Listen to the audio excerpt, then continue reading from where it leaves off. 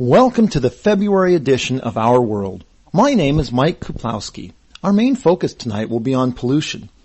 Later on, we will be speaking about pollution from oil spills which have recently been in the news. But first, we're going to talk about a type of pollution which many people have not even heard of. Susan Conroy is the press liaison officer for the Canadian Darker Skies Association and is here tonight to talk to us about a problem that has been estimated to cost between 1/4 and 1/3 of global energy output. Susan, those figures can't be correct, can they? Many independent organizations have costed this phenomenon of light pollution, and the figures usually come out in that area. Somewhere between 25 and 35% of total energy costs are being completely wasted by wasteful or inefficient use of lighting, especially in the more urbanized areas of the richer countries of the world.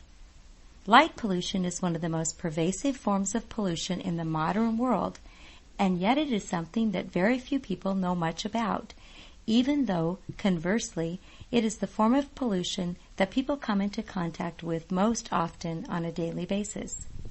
Could you just give us a few ideas of what, in your mind, constitutes light pollution?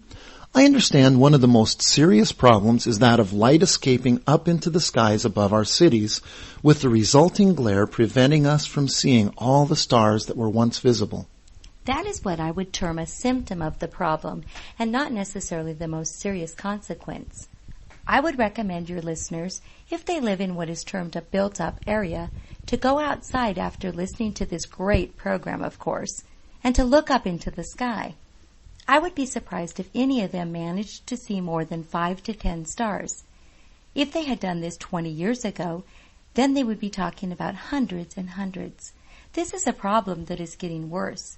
The whole light pollution situation is deteriorating, which means we are wasting more and more money. If I may, I would like to give you just a couple of figures which illustrate this light pollution problem very well. Of course, go ahead. The International Dark Sky Association has estimated that here in the USA, $1.5 billion is spent every year generating electricity for light, which is then wasted. That's the equivalent of about 6 million tons of coal to produce that electricity, just wasted. The United States' reliance on imports of oil could be reduced in a matter of months if a few basic regulations were introduced and enforced. What causes this light pollution, Susan? Is it just badly positioned streetlights that shine up into the sky? Well, that is true. It is a major contributory factor in all of this. Light pollution is not only light that is shining up into the sky, which blocks out the stars we were just talking about. Light pollution is also when areas are overlit. For example, or lighting is badly designed or badly positioned, which then creates excessive glare. This can obviously be dangerous if drivers are affected. I know so many people are worried about security, and I imagine this is why huge areas of our cities are, in your words, overlit. Many studies have shown there is little connection between lighting and crime. Besides, much of the lighting which is badly designed creates very strong light and shadow contrasts, which, strangely enough, actually creates good hiding place for the very criminals we would like to be protected from. So what changes would you like to see implemented, Susan? There are some very basic things that can be changed. There needs to be a standard for street lighting, which eliminates completely above horizontal light escape. By that I mean we can't continue to use inefficient street lighting equipment, which enables a lot of the light emitted to escape upwards into the sky. That is the first priority.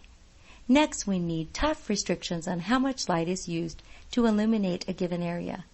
That way we avoid the problem of what is called light trespass, where light escapes from the area that it is supposed to illuminate and goes, for instance, into nearby windows or roads.